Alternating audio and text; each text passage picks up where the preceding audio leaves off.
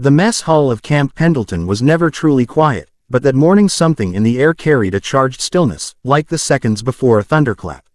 Marines filled the long rows of steel-gray tables, boots clanging against the tiled floor, the smell of powdered eggs and coffee drifting like a cloud across the space.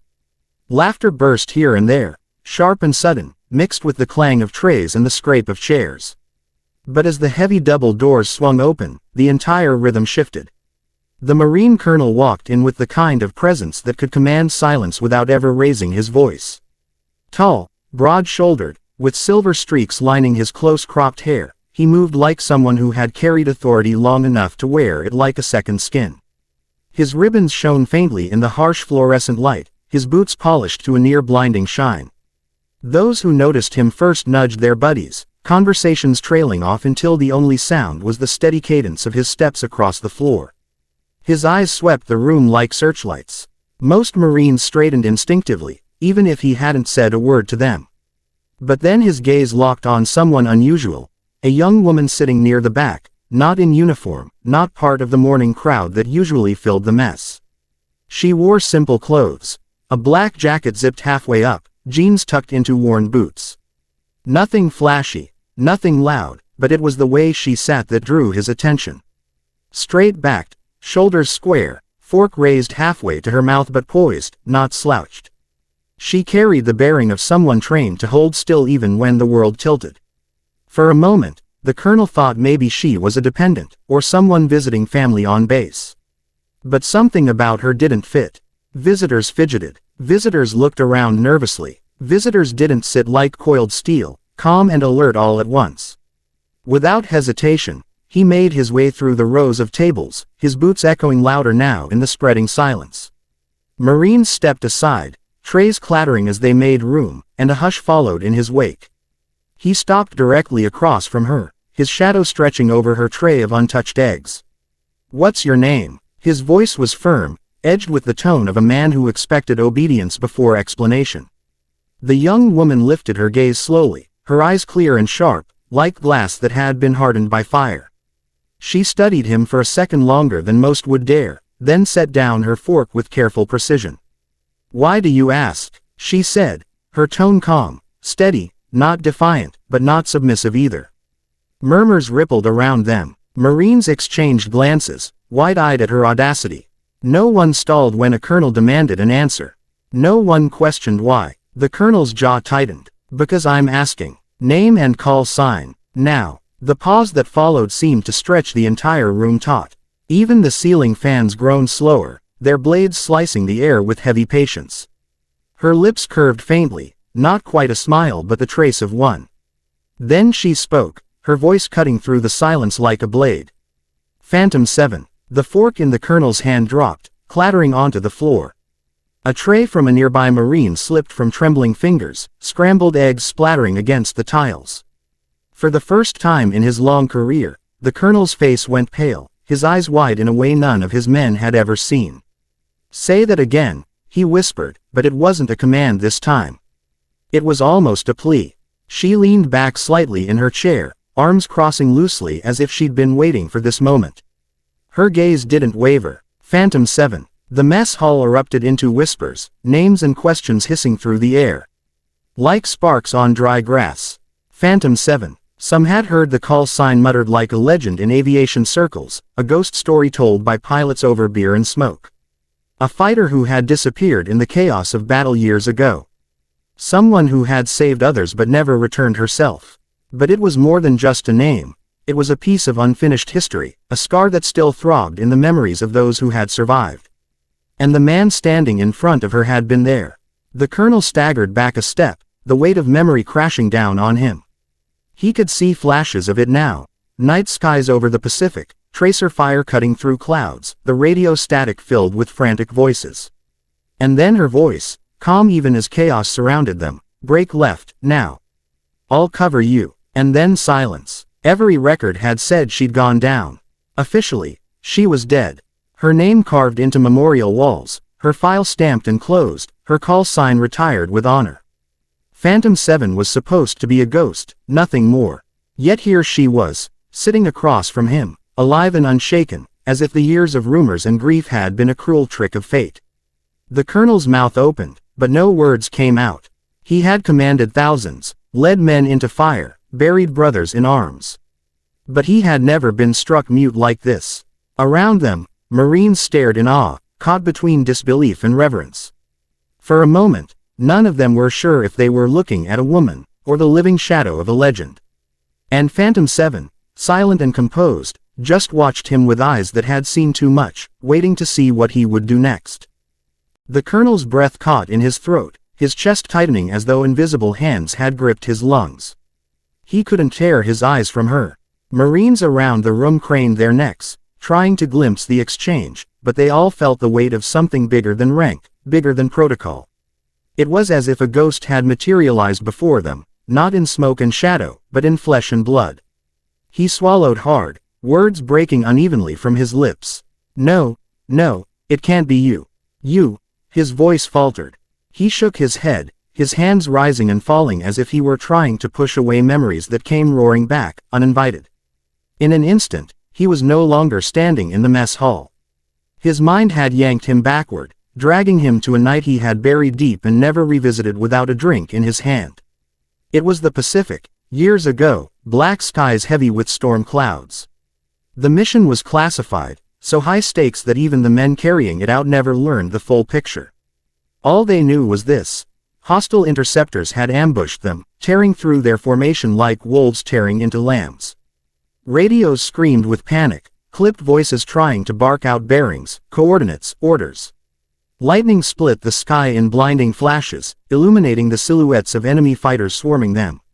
And then there was her voice. Calm, unyielding, a voice that seemed carved out of steel in the middle of chaos. Break left, now, all of you. He had obeyed without hesitation. The squadron trusted her instinct more than their own radar, and when she spoke, they moved. Her jet had cut across the storm like a phantom, guns spitting fire, engines screaming. She'd drawn the interceptors after her, creating a gap, buying seconds for the rest of them to dive beneath the cloud cover. Static filled the radio. Then another call. Don't look back. Keep moving. I've got you. But the colonel, younger then, had looked back. Through streaks of rain on his canopy, through the crackle of thunder, he saw her F-18 take a hit on the right wing, flames licking across the fuselage. He'd screamed into the mic, trying to order her out, demanding she eject. The last thing he'd heard was her voice, ragged but steady. If I go down, you live. That's the trade. Don't waste it. The jet spiraled, a flaming comet diving into the void. They never found wreckage. No beacon. No chute. Nothing but silence. He had carried the guild like a second skin ever since, replaying that moment every time he saluted the flag at dawn, every time he wrote another letter to the family of the fallen, every time he looked into the eyes of the men who had survived because one had chosen not to. And now she was here, sitting in front of him, composed, alive. You can't be. His voice cracked, the words tumbling out like he was grasping at something beyond comprehension. You, Phantom 7, you went down. We searched. We buried you. Your name's on the wall. The woman's eyes softened, but only slightly.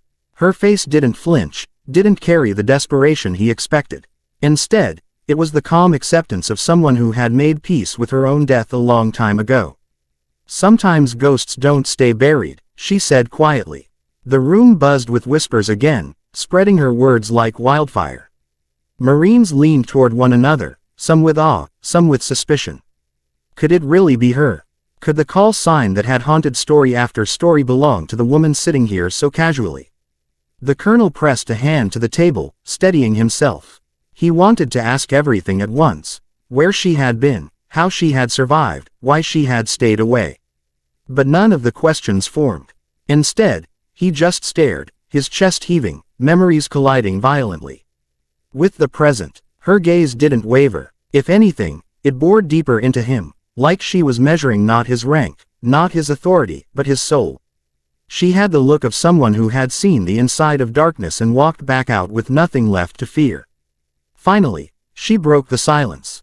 You remember that night? The colonel's throat bobbed. I remember every second. And you remember the choice I made. His jaw clenched. You saved us. You saved all of us. Her lips curved into that faint, quiet smile again. Then you already know why I disappeared. The colonel shook his head furiously, his fists curling at his sides. No, that doesn't explain it. We lost good people that night.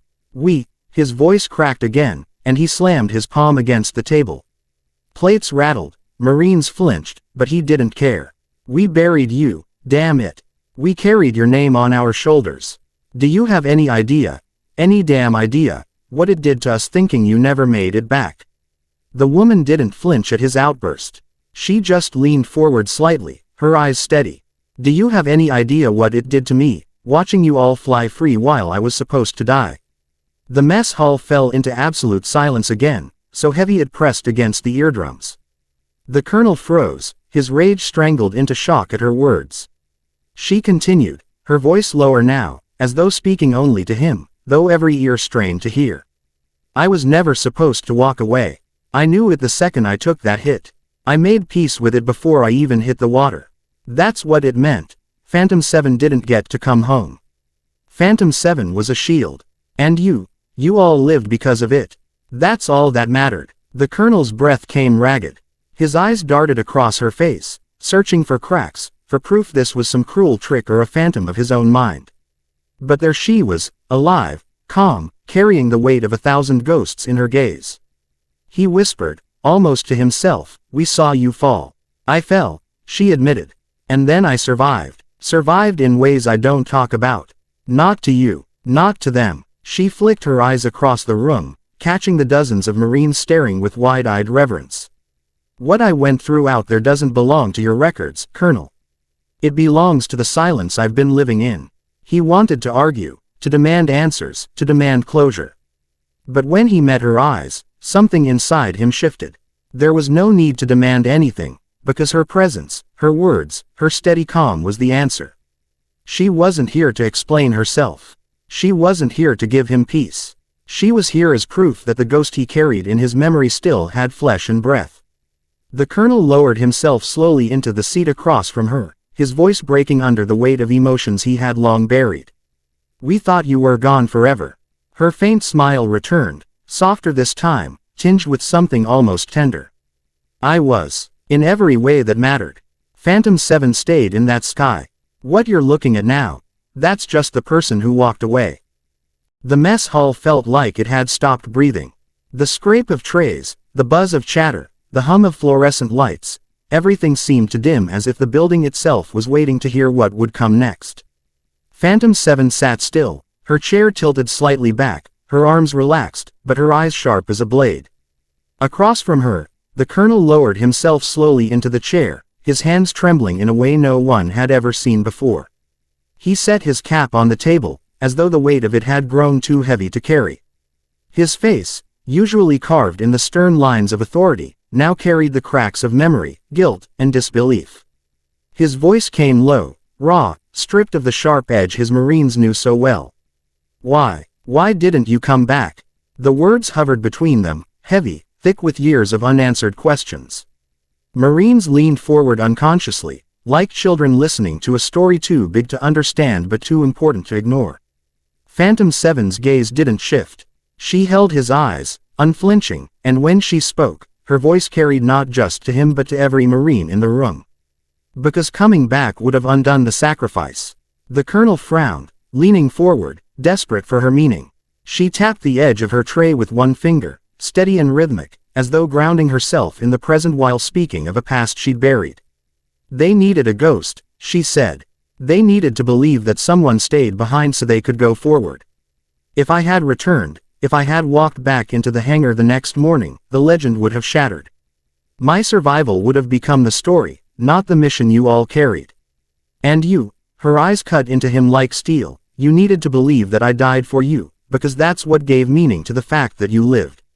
The colonel's throat tightened. He clenched his jaw, blinking fast, refusing to let the tears rise in front of his men. But her words pressed into the cracks of his armor, into the places no one had ever reached. You think we wanted your death to give our lives meaning? His voice broke, louder than he intended. We wanted you back, alive, not carved into stone, not just a name. She studied him, her face unreadable, her silence steady. And then, softly, she said, "You wouldn't have looked at me the same. None of you would have. You would have looked at me and seen the pilot who lived while others didn't. You would have questioned why I was spared.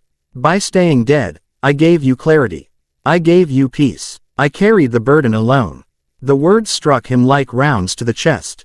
He sat back, his hands falling into his lap, his eyes unfocused as if staring down a tunnel of memory and regret.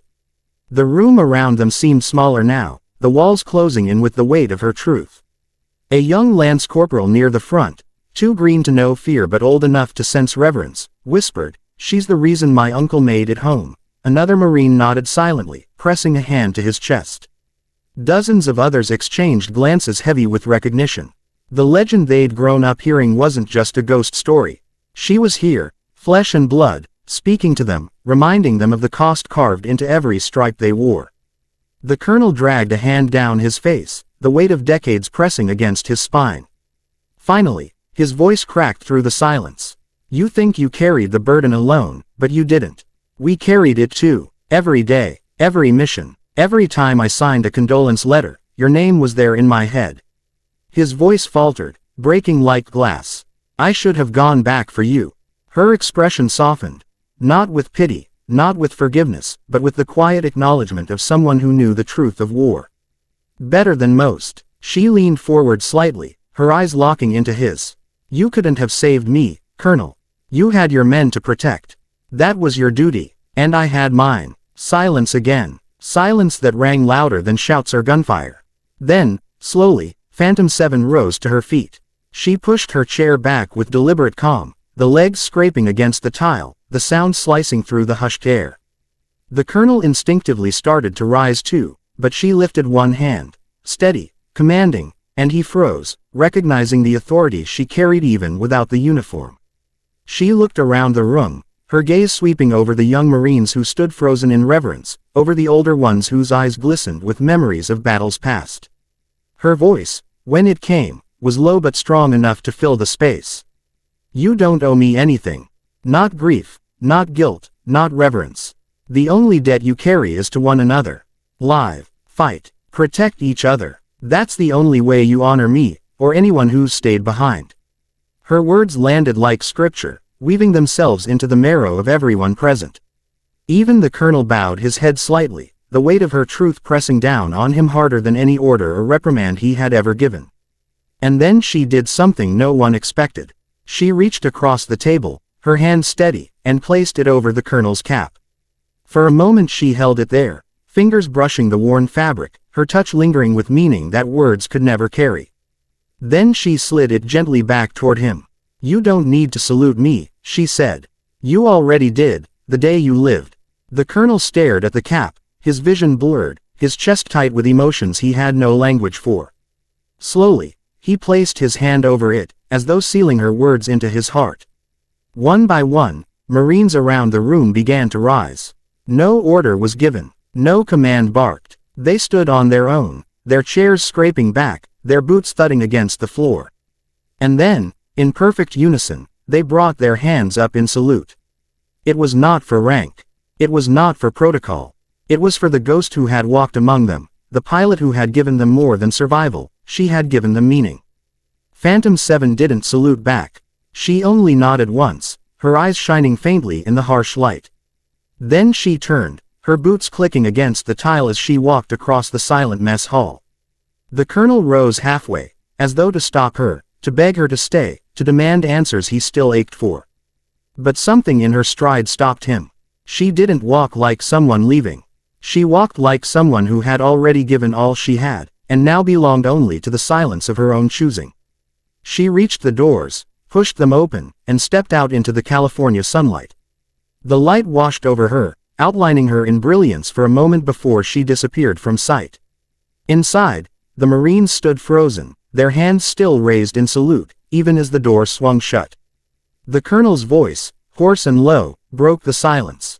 Dismissed. But none of them moved. They knew they had witnessed something greater than any drill, any ceremony, any medal could capture. They had seen the ghost who had saved them, and watched her walk away once more. Outside, Phantom 7 paused, the breeze tugging at her jacket, the sunlight warming her face. She closed her eyes for a moment, breathing in the freedom she had fought for but never claimed. Then, with a quiet sigh, she walked on, leaving behind a base full of hardened warriors who would never forget the day a ghost reminded them what sacrifice truly meant. And this time, when she vanished, it was not into fire or silence, but into legend, where she had always belonged.